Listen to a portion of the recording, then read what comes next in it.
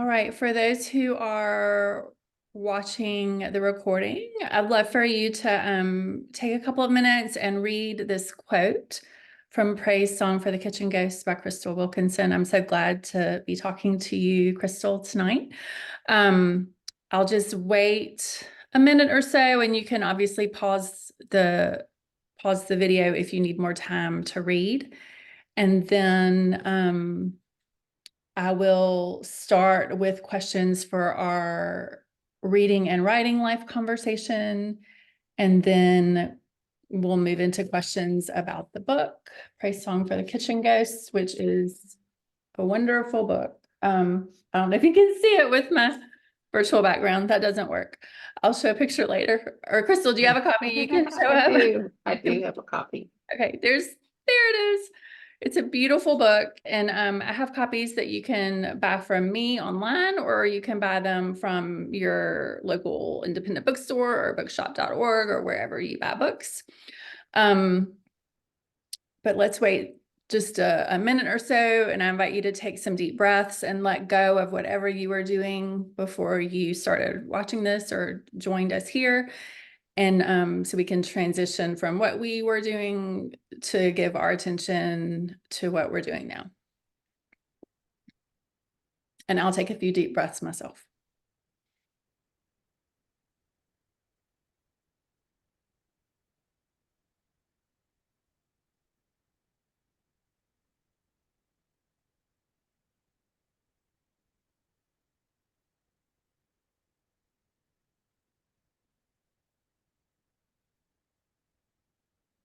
All right, and Crystal, actually, can you read this quote for us as a sort of invocation for our time together? Sure. A few years ago, I was asked to lead a food presentation in Hyman, Kentucky at Dumplings and Dancing, a gathering of farmers, dancers, chefs, and food activists committed to the preservation of Appalachian foodways and music traditions. I was asked to demonstrate Food Network style my grandmother's chicken and dumplings. As a writer, my first inclination was just to write something and read it. But mountain people are stubborn. They insisted. Nervous, I came armed with history. I hang a dress my grandmother had sewn and worn on the door of the kitchen. I place her photograph on the prep station, and I begin. I heft the heavy stock pot, add chicken, water, and salt. My grandmother used pieces cut from a whole chicken. I just use the breast. While the chicken is boiling, I make dumplings, 2 cups of self-rising flour, a half a cup of shortening, 1 cup of milk. I cut the shortening into the flour, add the buttermilk, sprinkle flour on the table.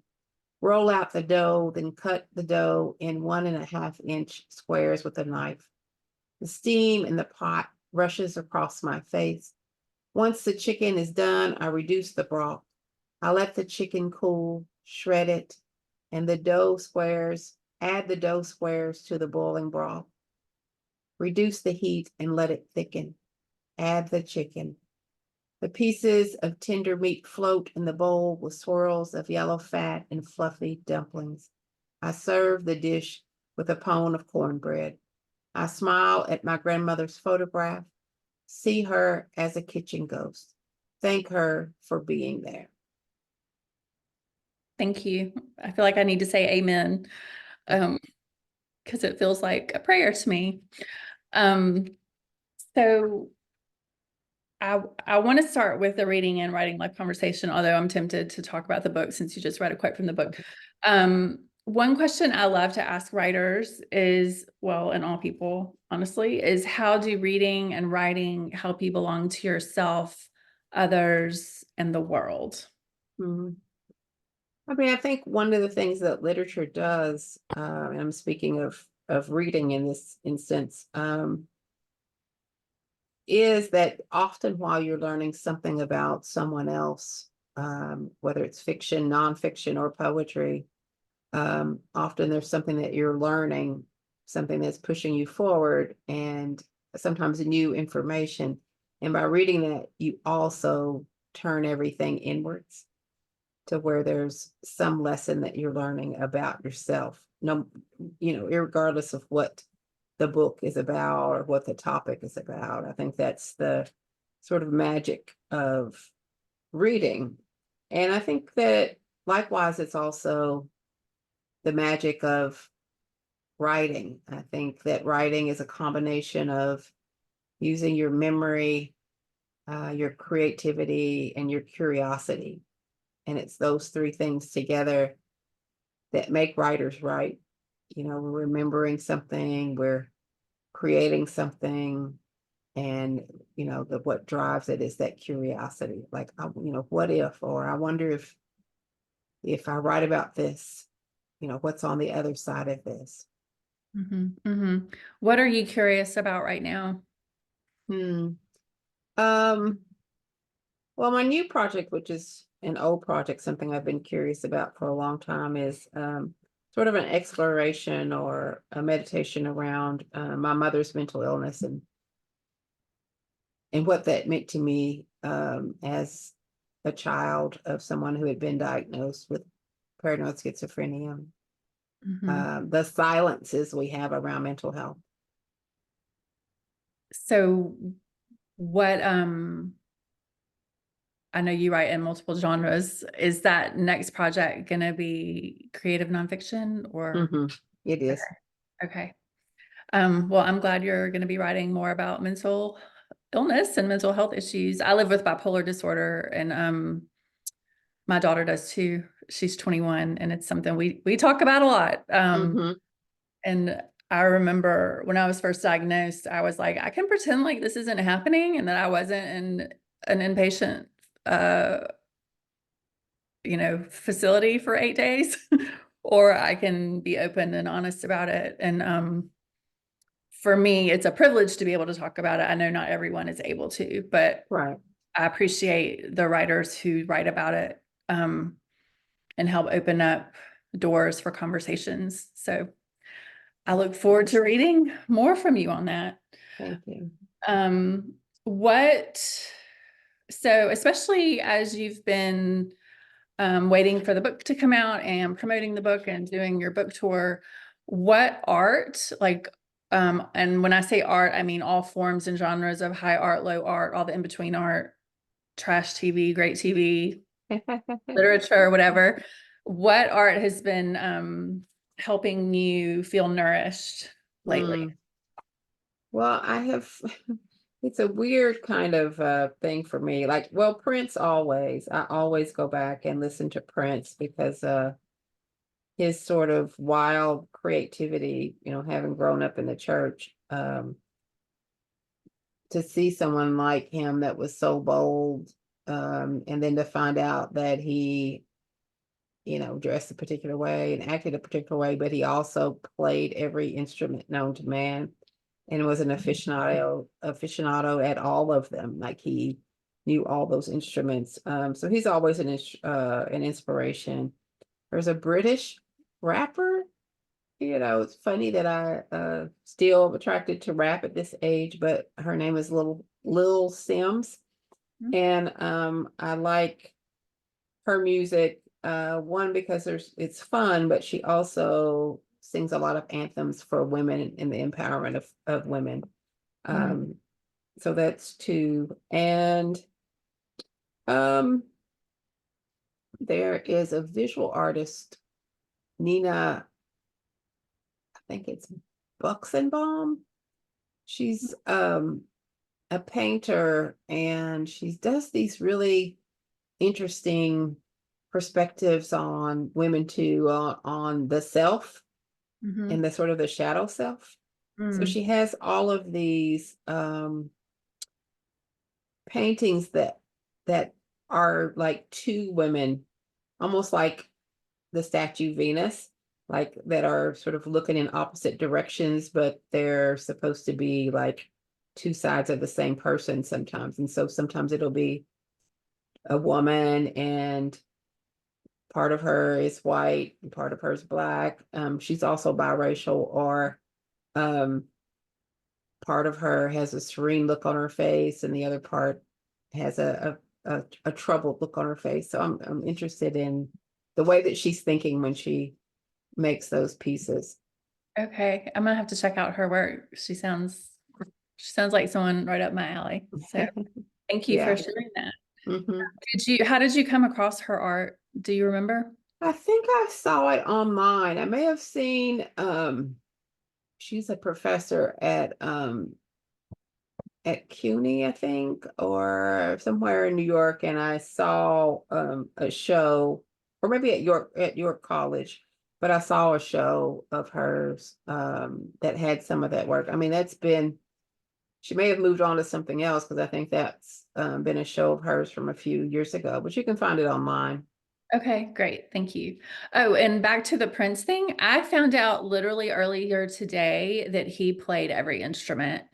Um, when I was watching an interview from Sound 80, which was a studio in Minneapolis that he recorded some of his very first demos at.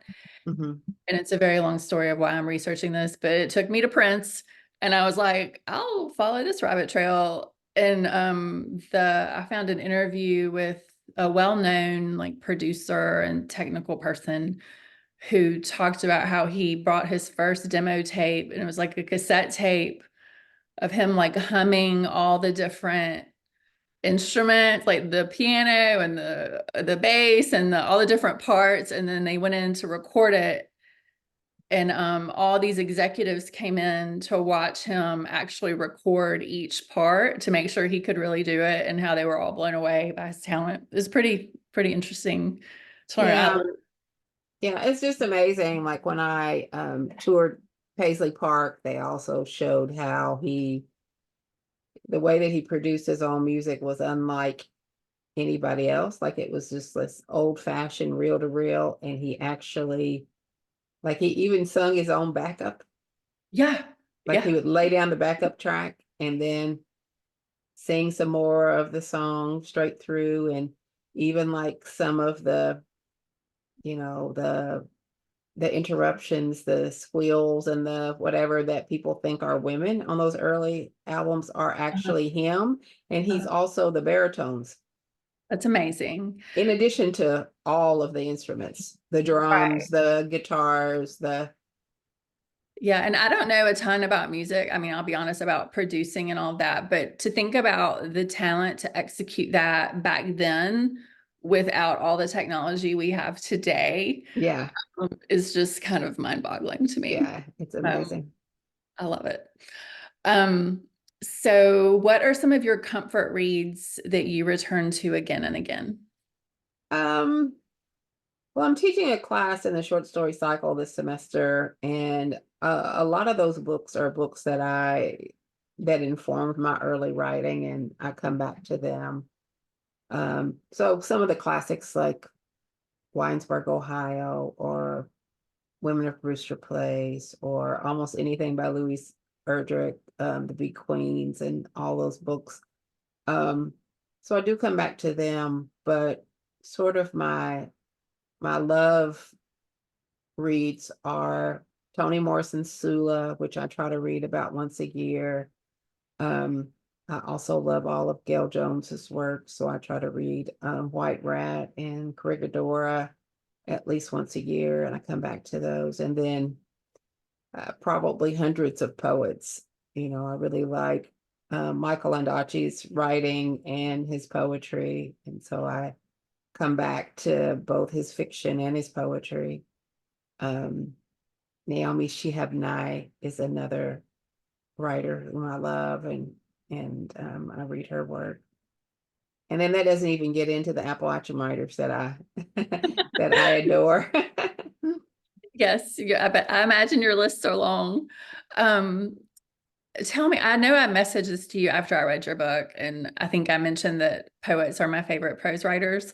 Um, I just, I love poetry, and I think poets are, the best with words and language. So, can you talk a bit about the process of writing poetry versus the process of writing prose?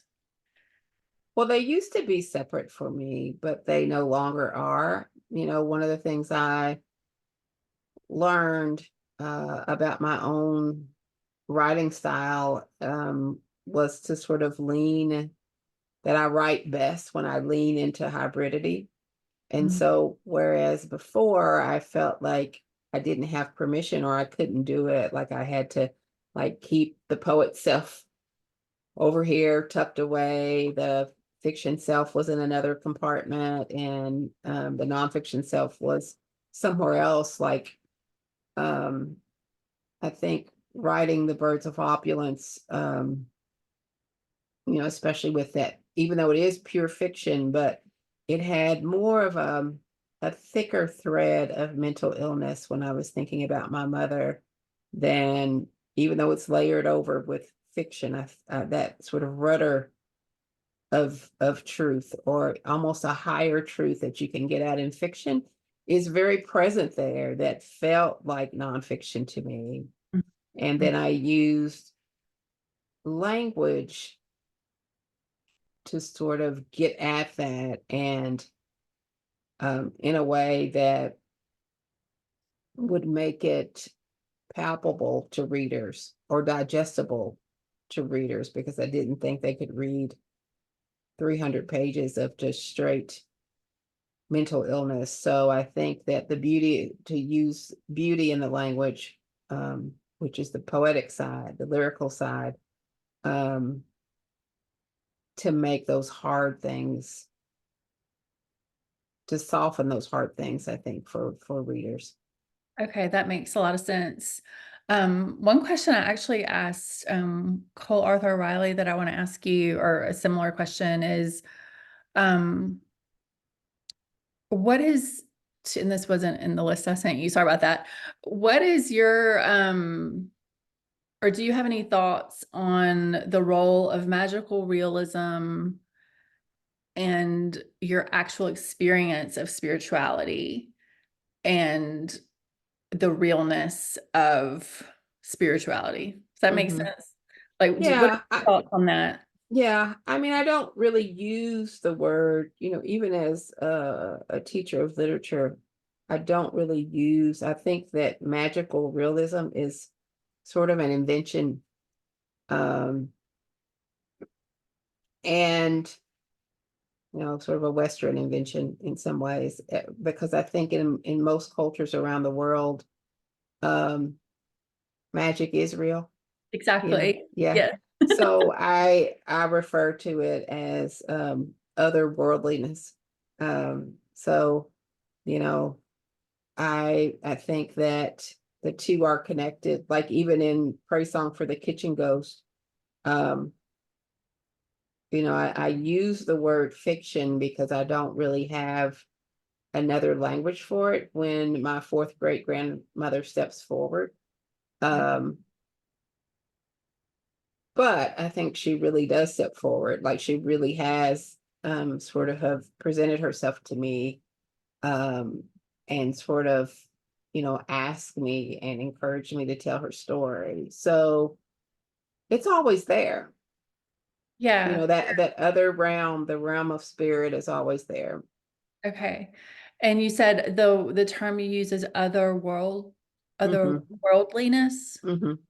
Okay. And I don't mean that in a that can also be like another definition of that. I mean, I think outside of this world that we Yeah. believe in, I've even thought of mental health sometimes in those ways. Like if someone who is having a breakdown sees something or is seeing visions, like, are we inadequate to process those, or is it just a byproduct of the actual episode that they're having? Like I often wonder about that, because there are all kinds of documented things, and there are cultures that have like induced hallucinations to try to get closer to the spiritual realm, and there's all kinds of possibilities out there, and so I think about those things. I don't really,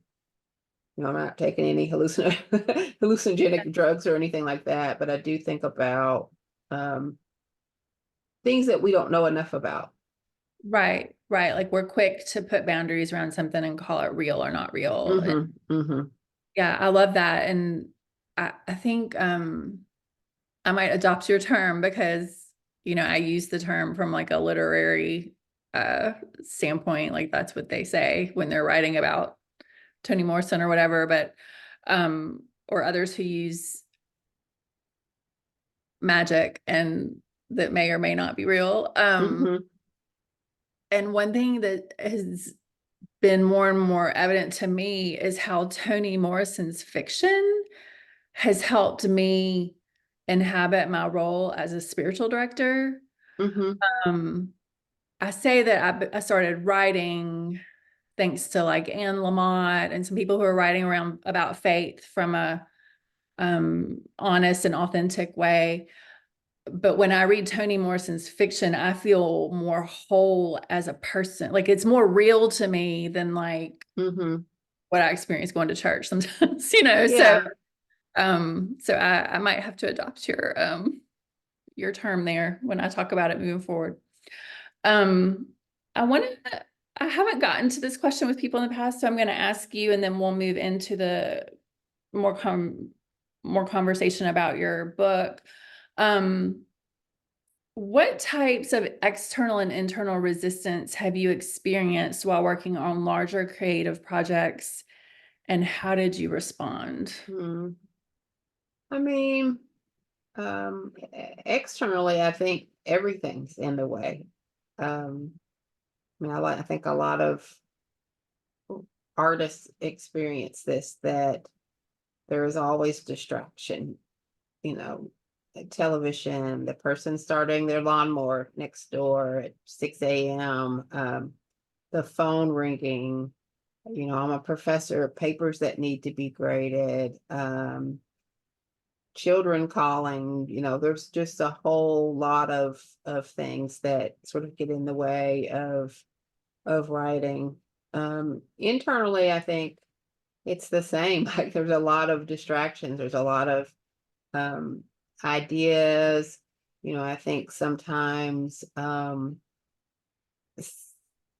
doubt gets in the way when you're trying to go to the white hot center of something. Like, there's something that you're moving toward that may take you 6 months to get to the center of, because you're sort of in a circle of avoidance. I've experienced that, especially if it's a tough subject, to just go toward it without flinching. That's something that Bob Butler used to say, like, go to the white hot center without flinching. And so sometimes I catch myself flinching. I think that I take a lot of risks, so there's always sort of a self-doubt or a form of self-deprecation that says you can't do that. Like you cannot blend fiction, poetry, and nonfiction in the same 6 pages. Like you can't do that. But I think that the history of writing shows us that, like if the writer is writing from an authentic place, that the reader can understand that. Like we've read all kinds of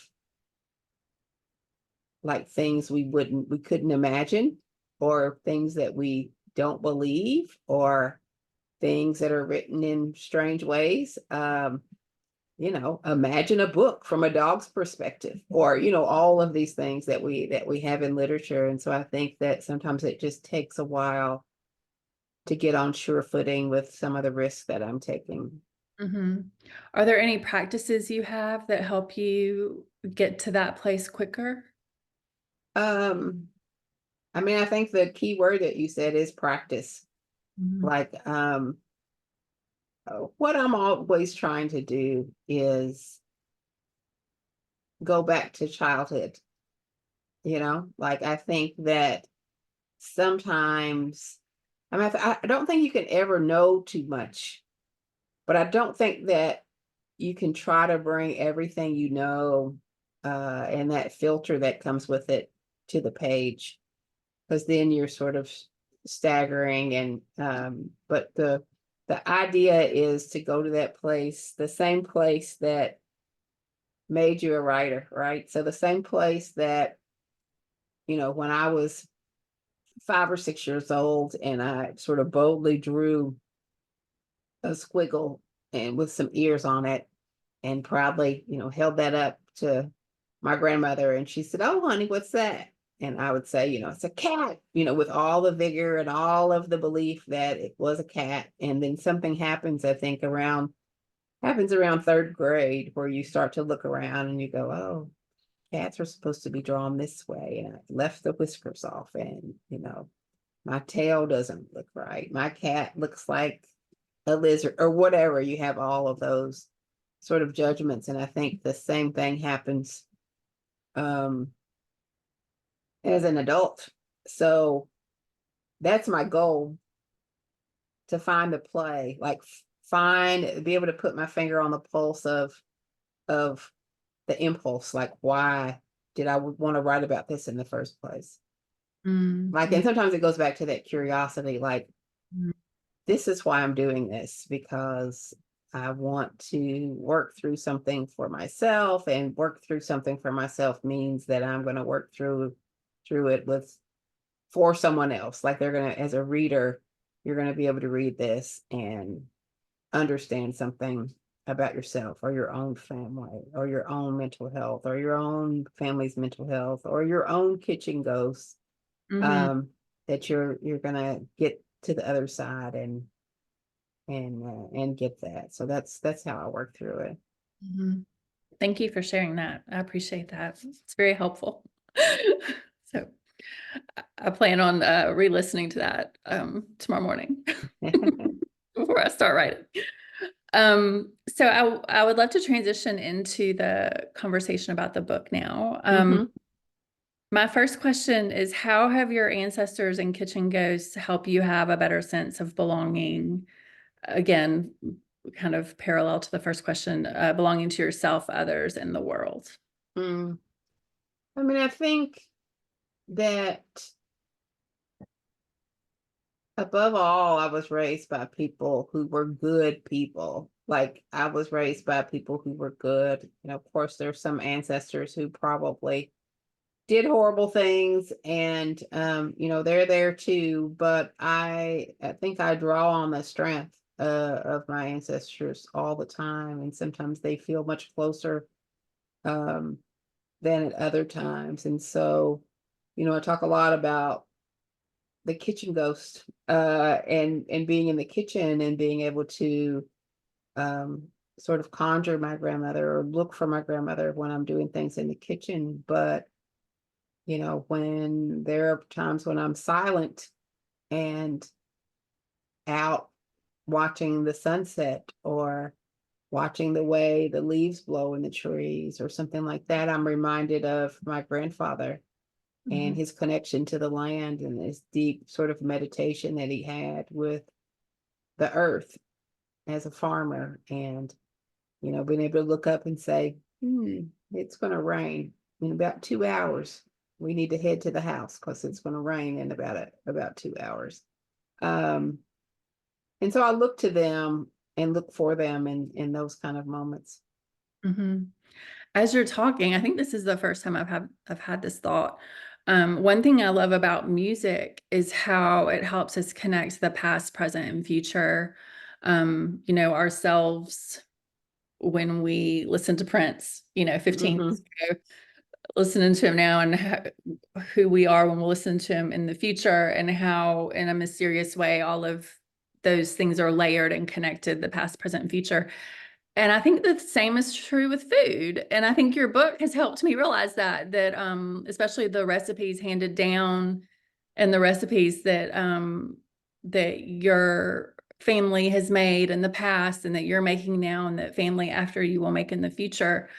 I just am now making that connection. Do you have any thoughts on that and that kind of idea of the past, present, and future being connected? No, I mean, I think that's true. I mean, I think that, food is family, food is love, food is culture. It's as much of a part of culture as, saying that you're from like, here in Kentucky, we all 120 counties, and we're all like, yes, I'm from this county or that county, like you say that with pride. And whether it's geography, state, or country, or a particular accent, or a particular way of speaking, um ethnic heritage, or whatever heritage you are. I think food is as much a part. Food is also a language, and it's as much a part of that as anything else. So we are who our ancestors were, I think, in that regard, and things are passed down. That's why we have all these like fierce regional food fights. Exactly. Yeah. Yeah. Because we're sort of in defense of our people, like, you would never don't put sugar in grits, or whatever Mhm. the big fight is. There's always one. Don't put sugar in cornbread, or yes, you got to have a little sugar in it, or whatever it is. Eggs in the gravy, or whatever those things were. We're fierce about those things. Yeah. Yeah.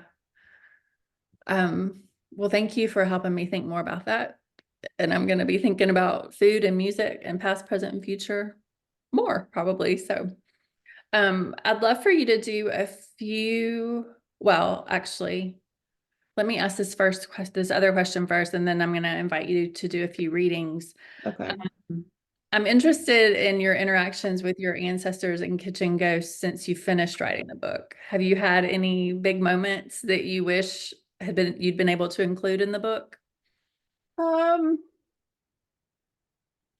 I can't say that I've had any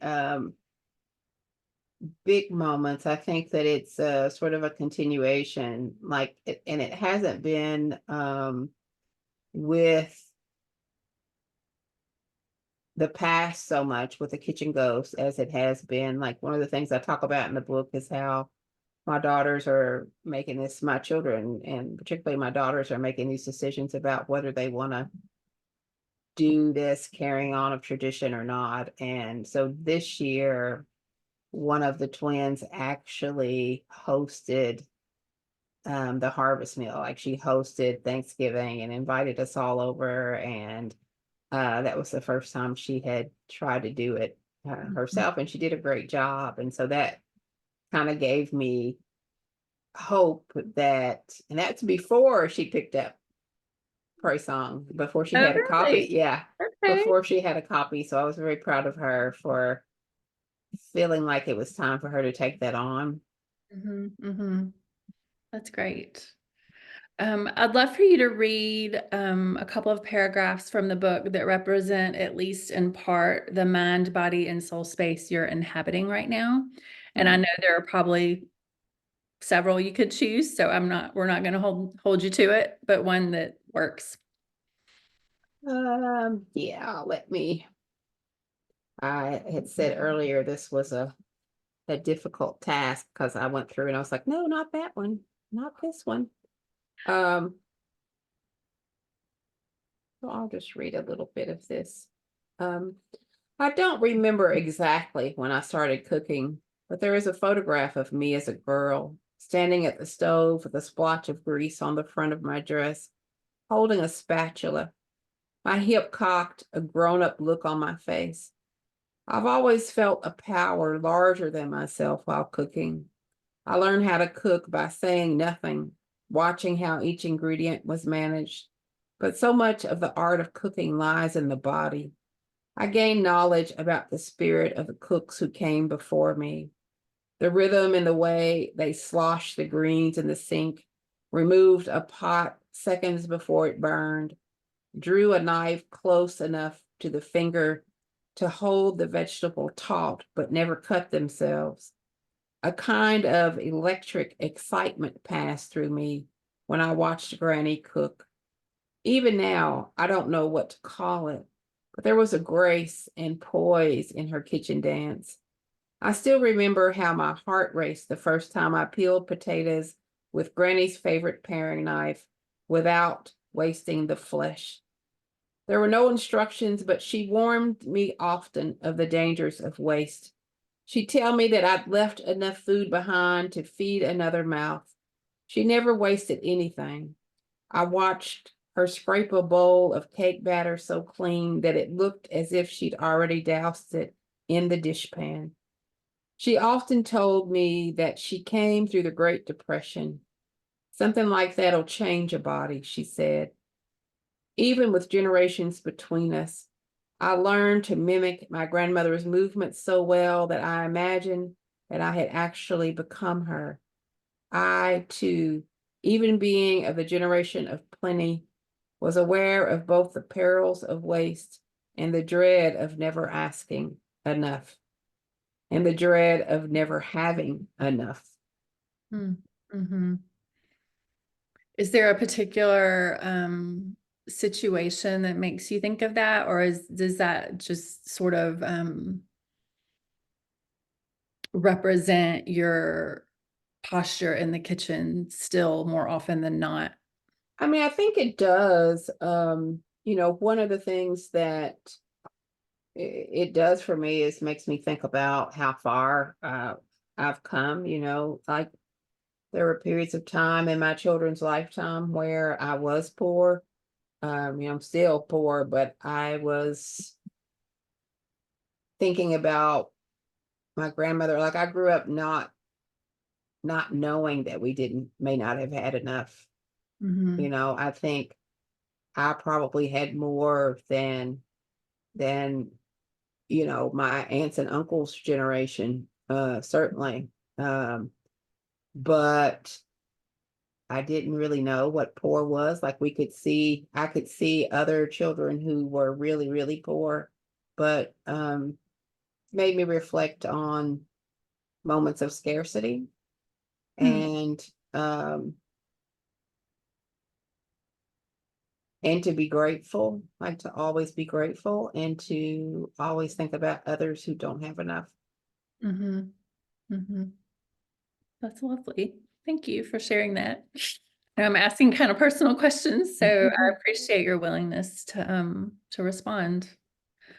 Um, what is an excerpt from the book that you wrote because you needed to read these words? I think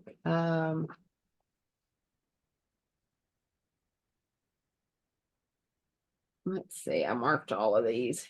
It's funny how even after writing this book, now that I've been on tour with it, I have pet passages because unlike my poetry or my other books of fiction, when you read a passage long enough, it sort of begins to settle in your mouth. Mm-hmm. Okay. I'll read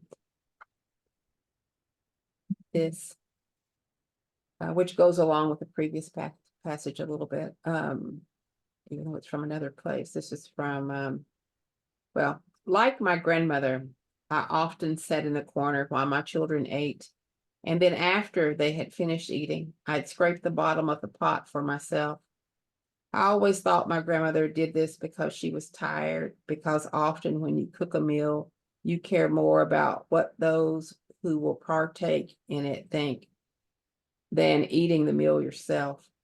But in those years as a young mother, though I never wanted my children to know, I waited until they were full because I wanted to make sure they'd had enough to eat.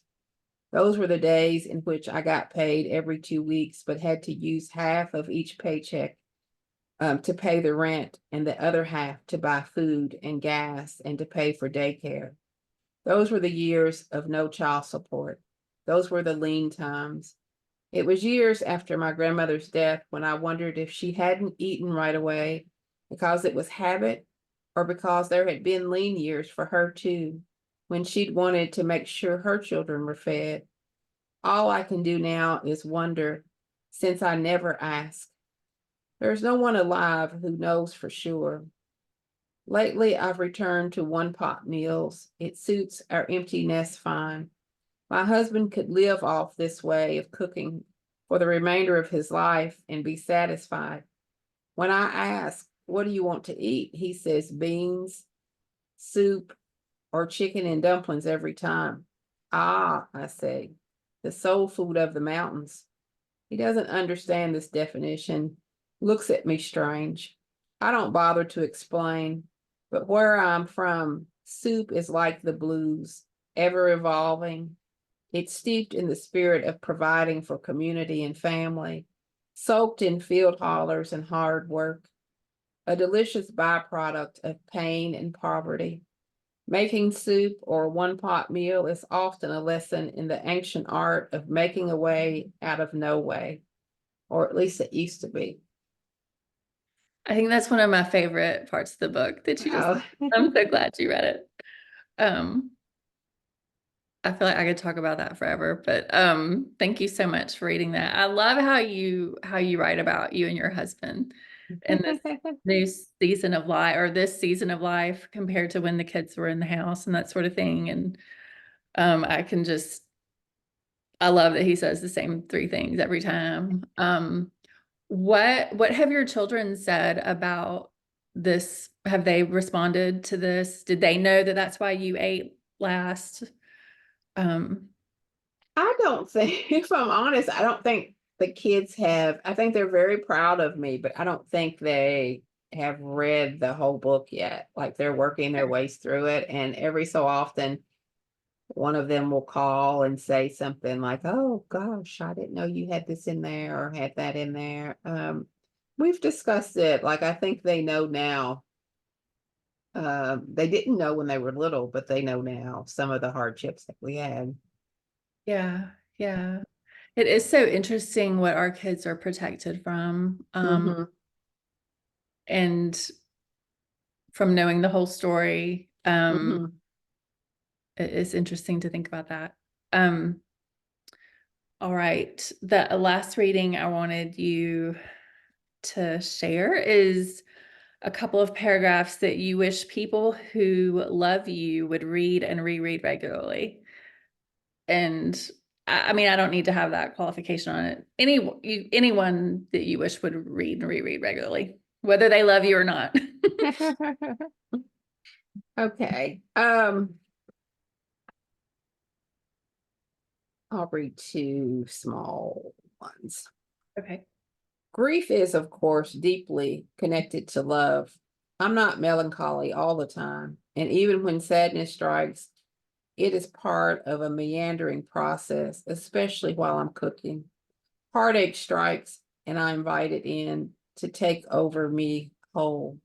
I take notice of my surroundings and my insides too.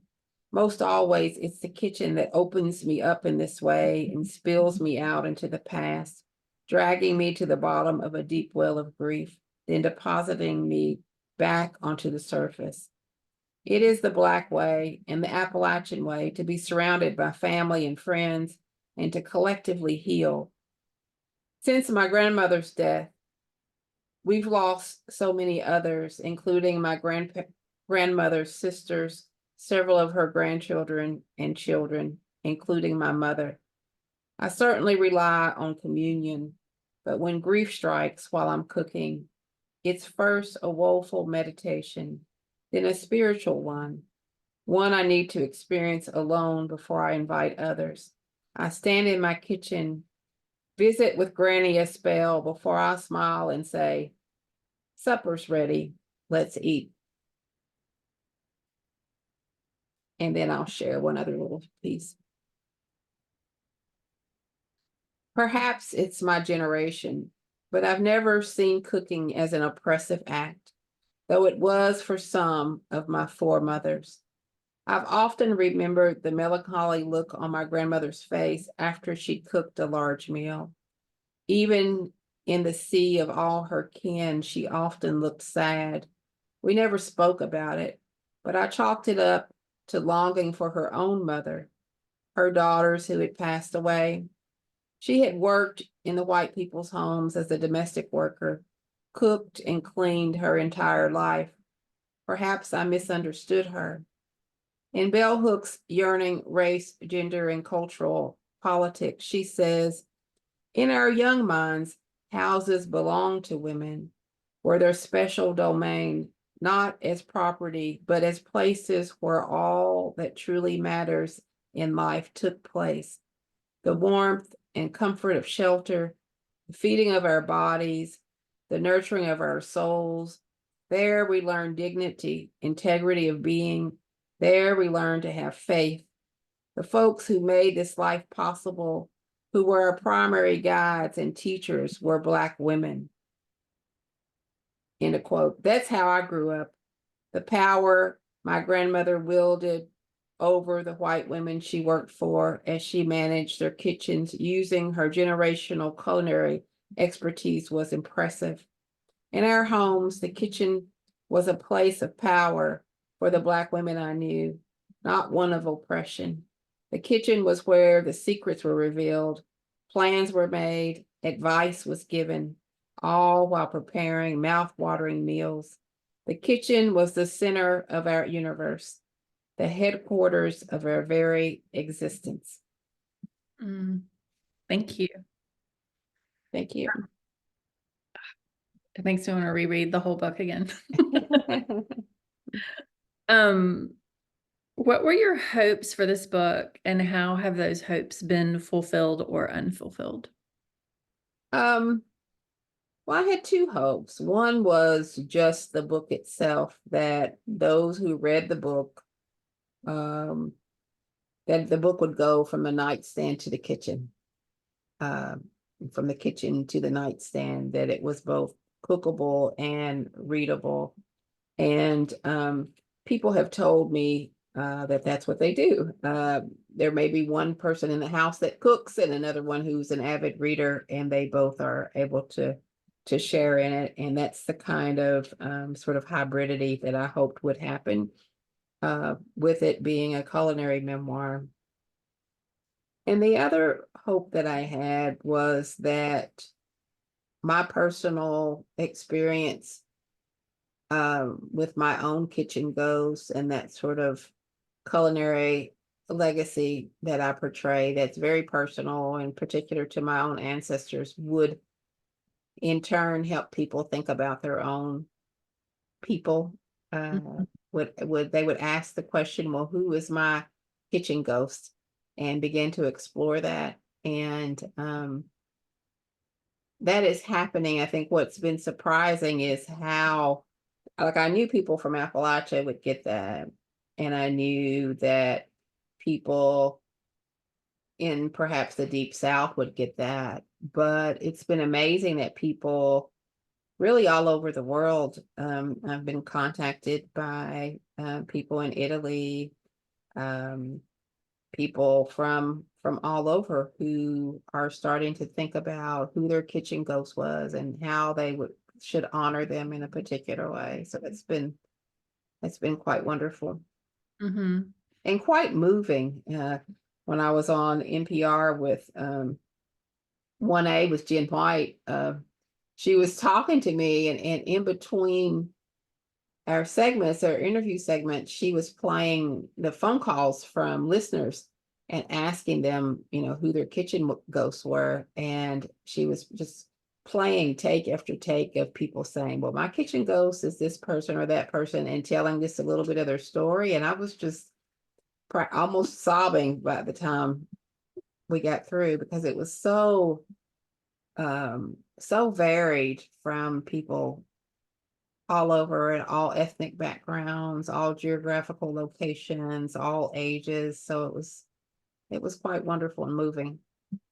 Yeah, it is a really great kind of example of the particular being the universal. You just did a very beautiful job with it. Beautiful and brilliant job with executing that. And yeah, I want more. So do you have plans to do anything more with this book and the kitchen ghost kind of idea?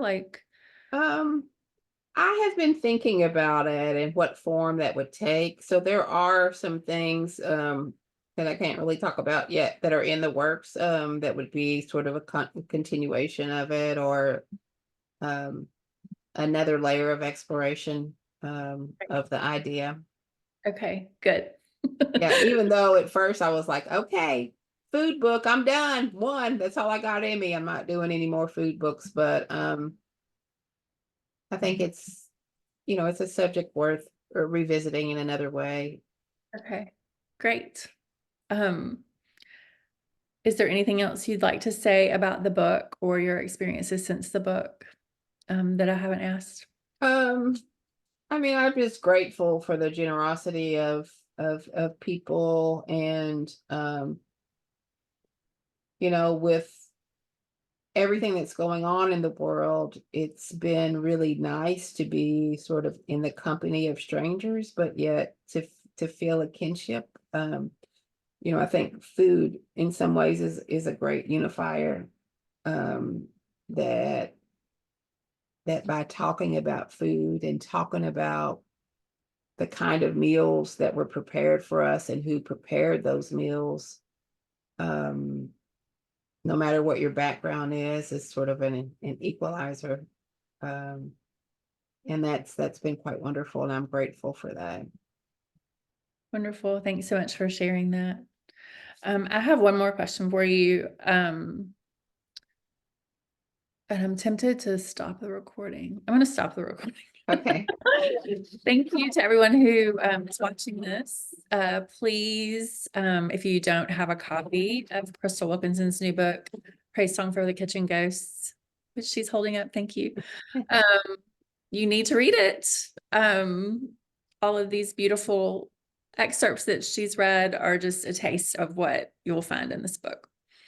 Let me press stop.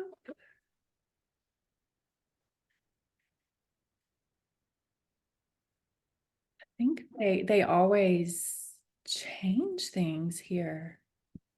Oh, they moved it up here.